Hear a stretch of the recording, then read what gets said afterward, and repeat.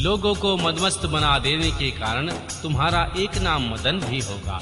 तुम बड़े दर्प से उत्पन्न हुए हो, इसलिए कदर्प कहलाओगे। यह कदर्प होने के कारण ही जगत में कदर्प नाम से भी तुम्हारी ख्याति होगी। समस्त देवताओं का सम्मिलित बल पराक्रम भी तुम्हारे समान नहीं होगा। अतः सभी स्थानों पर तुम्हारा अधिकार होगा और तुम सर्वव्यापी होगे। जो आदि प्रजापति हैं, ये पुरुषों में श्रेष्ठ दक्ष तुम्हारी इच्छा के अनुसार पत्नी स्वयं तुम्हें देंगे। वह तुम्हारी कामिनी, तुमसे अनुराग रखने वाली होगी। श्री ब्रह्मा जी ने कहा, मुने, तदनंतर मैं वहां से अदृश्य हो गया। इसके बाद दक्ष मेरी बात का स्मरण करके कंदर्प से बोले, कामदेव, मेरे शरीर से उत्पन्न हुई मेरी यह कन्या सुंदर रूप और उत्तम गुणों से सुशोभित है। इसे तुम अपनी पत्नी बनाने के लिए ग्रहण करो। यह गुणों की दृष्टि से सर्वतः तुम्हारे योग्य है। महातेजस्वी मनोभाव यह सदा तुम्हारे साथ रहने वाली और तुम्हारी रुचि के अनुसार चलने वाली होगी। धर्मतः यह सदा तुम्हारे अधीन होगी। ऐसा कहकर दक्ष ने अपने शरीर के पसीने से प्रकट हुई उस कन्या का नाम रति रखकर अपने आगे बैठाया और कंदर्प को संकल्प पूर्वक सौंप दिया। महर्षि नारद दक्ष की वह पुत्री रति बड़ी रमणीय और मुनियों के मन को भी मोह लेने वाली थी।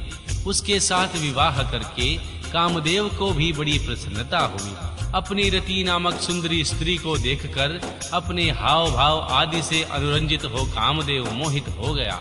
तात उस समय वहां बड़ा भारी उत्सव होने लगा, जो सबके सुख को बढ़ाने वाला था। प्रजापति दक्ष इस बात को सोचकर बड़े सारे दुख दूर हो गए। दक्ष कन्या रति भी कामदेव को पाकर बहुत प्रसन्न हुई। जैसे संध्या काल में मनोहारिणी विधुन्न माला के साथ मेघ शोभा पाता है, उसी प्रकार रति के साथ प्रिय वचन बोलने वाला कामदेव बड़ी शोभा पा रहा था। इस प्रकार रति के प्रति भारी मोह से युक्त रतिपति कामदेव ने उसी तरह अपने हृदय के सिंहासन पर बिठाया। जैसे योगी पुरुष योग विद्या को हृदय में धारण करते हैं, इसी प्रकार पूर्ण चंद्रमुखी रति भी उस श्रेष्ठ पति को पाकर उसी तरह सुशोभित हुई, जैसे श्री हरि को पाकर पूर्ण चंद्रादना लक्ष्मी शोभा पाती है। महर्षि सूत जी कहते हैं, श्री ब्रह्मा जी का यह कथन सुनकर मुनि श्रेष्ठ नारद मन ही मन बड़े प्रसन्न हुए। भगवान शंकर का स्मरण करके हर्ष पूर्वक बोले, महाभाग श्री विष्णु शिष्य महामते विधात, आपने चंद्रमौली भगवान शिव की यह अद्भुत लीला कही। अब मैं यह जानना चाहता हूँ कि विवाह के पश्चात जब कामदेव प्रसन्नता पूर्वक अपने स्थान को चला गया, राजा दक्ष भी अपने घर को पधारे तथा आप और आपके मानस पुत्र भी अपने अपने धाम को चले गए, तब पितरों की उत्पन्न करने वाली ब्रह्म कुमारी संध्या कहाँ गई, उसने क्या किया और किस पुरुष के साथ उसका विवाह हुआ? संध्या का यह सब चरित्र विशेष रूप से मुझे सुनाइए। महर्षि ब्रह्मा जी ने कहा, मुने, संध्या का तो वह सारा शुभ चरित्र सुनो, जिसे सुनकर समस्त कामिनियां सदा सती साध्वी हो सकती है। वह संध्या जो पहले मेरी मानस पुत्री थी, तपस्या करके शरीर को त्याग कर मुनि श्रेष्ठ मेघातिथि की बुद्धिमती पुत्री हुई और अरुणधति के नाम से विख्यात हुई। उत्तम व्रत का पालन करके उस देवी ने भगवान ब्रह्मा और भगवान विष्णु और भगवान महेश्वर के कहने से श्रेष्ठ व्रतधारी महात्मा वशिष्ठ को अपना पति चुना। वह सौभाग्य रूप वाली देवी सबकी वंदनीय और पूजनीय श्रेष्ठ पतिव्रता के रूप में विख्यात हुई। महर्षि नारद जी ने पूछा, भगवान, संध्या ने कैसे और किस लिए कहाँ तप किया? किस प्रकार शरीर त्याग कर वह मेघातिथि की पुत्री हुई? भगवान ब्रह्मा और भगवान विष्णु और भगवान शिव, इन तीनों देवताओं के बताए हुए श्रेष्ठ व्रतधारी महात्मा वशिष्ठ को आपने किस तरह अपना पति बनाया? पितामह, यह सब मैं विस्तार से सुनना चाहता हूँ। अरुणधति के इस कौतूहलपूर्ण चरित्र का आप यथार्थ रूप से वर्णन कीजिए। श्री ब्रह्मा जी ने कहा, मुने, संध्या के मन में एक बार सकाम भाव आ गया था, इसलिए उस साध्वी ने यह निश्चय किया कि वैदिक मार्ग के अनुसार मैं अग्नि में अपने इस शरीर की आहुति दे दूंगी। आज से इस भूतल पर कोई भी देहधारी उत्पन्न होने से ही काम भावना से युक्त ना हो। इसके लिए मैं कठोर तपस्या करके मर्यादा स्थापित करूंगी।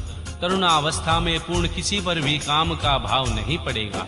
कैसी सीमा निर्धारित करूंगी, इसके बाद इस जीवन को त्याग दूंगी। मन ही मन ऐसा विचार करके संध्या चंद्रभागा नामक उस श्रेष्ठ पर्वत पर चली गई, जहां से चंद्रभागा नदी का प्रादुर्भाव हुआ। मन में तपस्या का दृढ़ निश्चय ले संध्या को लेकर श्रेष्ठ पर्वत पर गई। मैंने अपने समीप बैठे हुए वेद वेदांगों से पारंगत विद्वान सर्वज्ञ जितात्मा एवं ज्ञान योगी पुत्र वशिष्ठ से कहा, बेटा वशिष्ठ, मनस्विनी संध्या तपस्या करने की अभिलाषा से चंद्रभाग नामक पर्वत पर गई है। तुम जाओ और उसे विधि पूर्वक दीक्षा दो। तात, वह तपस्या के भाव को नहीं जानती, इसलिए जिस तरह तुम्हारे यथोचित उपदेश से उसे अभिष्ट लक्ष्य की प्राप्ति हो, वैसा प्रयत्न करो। महर्षि नारद, मैंने दया पूर्वक जब वशिष्ठ को इस प्रकार आज्ञा दी, तब वे जो आज्ञा कहकर एक तेजस्वी ब्रह्मचारी के रूप में संध्या के पास गए। चंद्रभाग पर्वत पर एक देव सरोवर है, जो जलोचित गुणों से परिपूर्ण हो, मन सरोवर के समान शोभा पाता है। वशिष्ठ ने उस सरोवर को देखा और उसके तट पर बैठी हुई संध्या पर भी दृष्टिपात किया। कमलों से प्रकाशित होने वाला वह सरोवर तट पर बैठी हुई संध्या से उपलक्षित हो उसी तरह सुशोभित था, जैसे प्रदोष काल में उदित हुए चंद्रमा और नक्षत्रों से युक्त आकाश शोभा पाता है। सुंदर भाव वाली संध्या को वहां बैठा देखकर मुनि ने कौतूहल पूर्वक ब्रह्महोलचित नाम से सरोवर को अच्छी तरह देखा। उसी प्रकार भूत पर्वत के शिखर से दक्षिण समुद्र की ओर जाती हुई चंद्रभागा नदी का भी उन्होंने दर्शन किया। जैसे गंगा हिमालय से निकलकर समुद्र की ओर जाती है, उसी प्रकार चंद्रभाग के पश्चिम शिखर का भेदन करके वह नदी समुद्र की ओर जा रही थी। चंद्रभाग पर्वत पर ब्रह्मलोहित सरोवर के किनारे बैठी हुई संध्या को देखकर वशिष्ठ जी ने आदर पूर्वक पूछा। वशिष्ठ जी बोले, भद्रे, तुम इस निर्जन पर्वत पर किस लिए आई हो? किसकी पुत्री हो और तुमने यहाँ आने का क्यों विचार किया? यह सब मैं सुनना चाहता हूँ।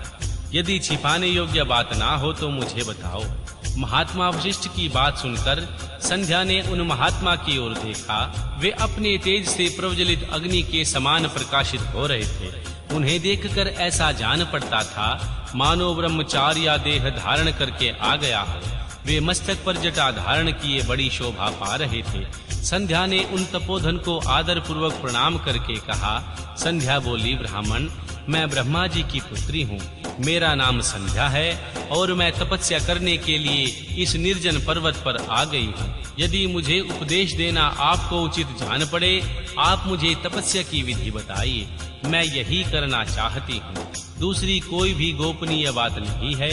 मैं तपस्या के भाव को, उसके करने के नियम को बिना जाने ही तपोवन में आ गई हूँ, इसलिए चिंता से सूखी जा रही हूँ और मेरा हृदय कांपता है। संध्या की बात सुनकर ब्रह्मवेताओं में श्रेष्ठ वशिष्ठ जी ने, जो स्वयं सारे कार्यों के ज्ञाता थे, उनकी कोई दूसरी बात नहीं पूछी। वह मन ही मन तपस्या का निश्चय कर चुकी थी और उनके लिए अत्यंत उद्यमशील थी। उस समय वशिष्ठ ने मन ही मन भक्त वत्सल भगवान शंकर का स्मरण करके इस प्रकार कहा। महर्षि वशिष्ठ बोले, शुभ मने, जो सबसे महान और उत्कृष्ट तेज है, जो परम और उत्तम और महान है, तथा जो सबके परासाध्य परमात्मा है, उन भगवान शंभु को तुम हृदय में धारण करो, जो अकेले ही धर्म, अर्थ, काम और मोक्ष के आदि कारण हैं। उन त्रिलोक की आदि दृष्टा आदित्य पुरुषोत्तम भगवान शिव का भजन करो। आगे बताए जाने वाले मंत्र से देवेश्वर शंभु की आराधना करो, उससे तुम्हें सब कुछ मिल जाएगा, इसमें संशय नहीं है। ओम नमः शंकराय ओम, इस मंत्र का निरंतर जाप करते हुए मौन तपस्या आरंभ करो और जो नियम मैं बताता हूँ उन्हें सुनो। तुम्हें मौन रहकर ही स्नान करना होगा। मौनालंबन पूर्वक ही महादेव जी की पूजा करनी होगी। प्रथम 2 बार छठे समय में तुम केवल जल का पूर्ण आहार कर सकती हो। जब तीसरी बार छठा समय आए तब केवल उपवास किया करो। इस तरह तपस्या की समाप्ति तक छठे काल में जला आहार एवं उपवास की क्रिया होती रही। देवी, इस प्रकार की जानने वाली मौन तपस्या ब्रह्मचर्या का फल देने वाली तथा संपूर्ण अभिष्ट मनोरथों को पूर्ण करने वाली होती है। यह सत्य है, यह सत्य है, इसमें कोई संशय नहीं है। अपने चित्त में ऐसा शुभ उद्देश्य लेकर इच्छानुसार भगवान शंकर जी का चिंतन करो। वे तुम पर प्रसन्न होकर तुम्हें अवश्य ही अभिष्ट फल देंगे। इस तरह संध्या को तपस्या करने की विधि का उपदेश दे मुनीश्वर वशिष्ठ यथोचित रूप से उनसे विदा ले वहीं अंतर्ध्यान हो गए।